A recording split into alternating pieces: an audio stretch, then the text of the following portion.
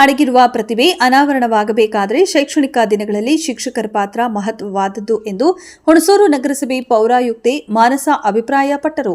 ಹುಣಸೂರು ತಾಲೂಕಿನ ಗಾವಡಗೆರೆ ಗುರುಲಿಂಗ ಜಂಗಮ ಮಠದ ಆವರಣದಲ್ಲಿ ವಲಯ ಮಟ್ಟದ ಪ್ರತಿಭಾ ಕಾರಂಜಿ ಕಾರ್ಯಕ್ರಮ ಉದ್ಘಾಟಿಸಿ ಮಾತನಾಡಿದ ಅವರು, ಯಾವ ಮಗುವಿನಲ್ಲಿ ಯಾವ ಪ್ರತಿಭೆ ಇದೆ ಎಂದು ಗುರುತಿಸುವ ಕೆಲಸವನ್ನ ಶಿಕ್ಷಕರು ಮತ್ತು ಪೋಷಕರು ಕೂಡ ಸೂಕ್ಷ್ಮವಾಗಿ ಗಮನಿಸಬೇಕಿದೆ. ವಿದ್ಯಾರ್ಥಿಗಳು ಪಾಠ ಪ್ರವಚನಗಳ ಜೊತೆಗೆ ಪಠ್ಯೇತರ ಚಟುವಟಿಕೆಗಳಿಗೆ ಆದ್ಯತೆ ನೀಡಬೇಕಿದೆ. ನಂತರ ಪ್ರತಿಯೊಬ್ಬ ವಿದ್ಯಾರ್ಥಿಯು ಸ್ಪರ್ಧಾತ್ಮಕ ಪರೀಕ್ಷೆಗೆ ತಮ್ಮನ್ನ ತೊಡಗಿಸಿಕೊಂಡಾಗ ಮಾತ್ರ ಸಮಾಜದ ಉನ್ನತ ಸ್ಥಾನಕ್ಕೆ ಏರಲು ಸಾಧ್ಯವೆಂದರು. ಇನ್ನು ಕ್ಷೇತ್ರ ಸಮನ್ವಯಾಧಿಕಾರಿ ಹೇಮಲತಾ ಮಾತನಾಡಿ, ಶ್ರೀ ಮಠವು ಸರ್ಕಾರದ ಅನುದಾನವಿಲ್ಲದೆ ನೂರಾರು ಮಕ್ಕಳಿಗೆ ಅನ್ನ, ಅಕ್ಷರದ ಜೊತೆಗೆ ವಸತಿ ಸೌಕರ್ಯ ನೀಡಿ ಉತ್ತರ ಕರ್ನಾಟಕ ಭಾಗದ ಗ್ರಾಮೀಣ ಮಕ್ಕಳಿಗೆ ಆದ್ಯತೆ ಕೊಡುತ್ತಿರುವ ಶ್ರೀ ನಟರಾಜ ಸ್ವಾಮಿಗಳ ಕಾರ್ಯ ಶ್ಲಾಘನೀಯ ಎಂದರು.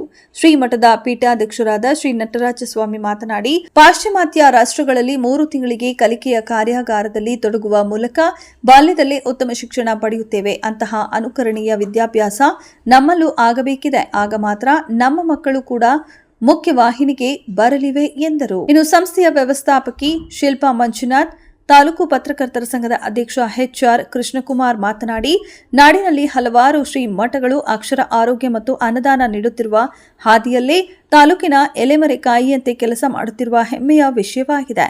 ಇದರ ಜೊತೆಗೆ ಸರ್ಕಾರ ಕೂಡ ಮಠಕ್ಕೆ ಸಹಾಯ ಹಸ್ತ ಚಾಚಬೇಕಿದೆ ಎಂದರು.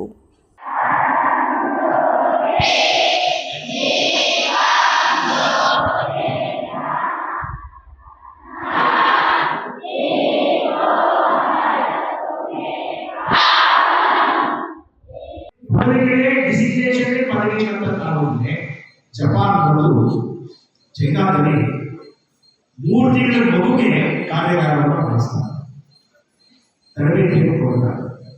ಆ ಥರ ಬೇಕಾದಷ್ಟು ಹೊರತಾಗಿರ್ತಕ್ಕಂಥ ಮಕ್ಕಳು ಈ ಭಾಗದಲ್ಲಿ, ಈ ಪ್ರಾದೇಶಿಕವಾದ ವಲಯ ಮಟ್ಟದಲ್ಲಿರ್ತಕ್ಕಂಥ ಎಲ್ಲ ಮಕ್ಕಳು ನಮ್ಮದೇ. ಹೇಗೆ ಹುಣಸೂರು ತಾಲೂಕಿನಲ್ಲಿ ಗಾವಡಗೆರೆ ಹೋಗ್ತಿದ್ದೀವಿ, 5 ಹೋಬಳಿ ಸೇರಿದ್ರೆ ಹುಣಸೂರು ತಾಲೂಕು ಹೋಗ್ತೀವಿ, ಹುಣಸೂರಿಗೆ ಕೀರ್ತಿ ಪತಾಕೆ ಬರ್ತದೆ, ಹುಣಸೂರು ಜಿಲ್ಲೆಗೆ ಬಂದು ಹೋಗ್ತೀವಿ. ಮಕ್ಕಳ ಮನೋಭೂಮಿಕೆಯನ್ನ ಅರ್ಥವತ್ತಾದ ಸಂಬಂಧವನ್ನು ತಿಂಡಿ ತಯಾರು ಮಾಡೋಕ್ಕೆ ಬೆಳ್ಳಿಯಿಂದ ಸಾಕಷ್ಟು ಜನ ಶಿಕ್ಷಕರು ನೋಡಿದ್ವಿ. ಇದು ಗೌರವ, ಪ್ರೀತಿ. ಮಠ ಅಂದರೆ ಇದು ಘಟ್ಟಸಾಲೆ. ಇಲ್ಲಿ ವರ್ಗ, ವರ್ಣ, ಜಾತಿ, ಜನಾಂಗ, ಭೇದ ಭಾವ ಇಲ್ಲ. ಸಮಾಜದ ಕ್ರಾಂತಿಯನ್ನ ಆಲೋಚನೆ ಮಾಡುವ ಕ್ಷೇತ್ರ ಮಠ. ಇದೊಂದು ವ್ಯಾಪ್ತಿ ಇಲ್ಲ. ದಿನಕ್ಕೆ ನಡೆಸುವ, ಕೂಡಿಸುವ, ಕಲಿಸುವ ಈ ಕಲಿತ ಮಕ್ಕಳು ದೇಶದ ಗೌರವವನ್ನು ಸಾರ್ವಭೌಮತ್ವವನ್ನು ಸಾರ್ವಜನಿಕ ಆಶಯವಾಗಿದೆ.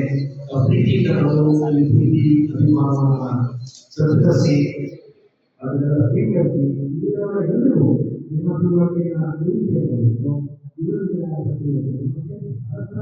ಭಾವನೆಯ ಪಾತ್ರ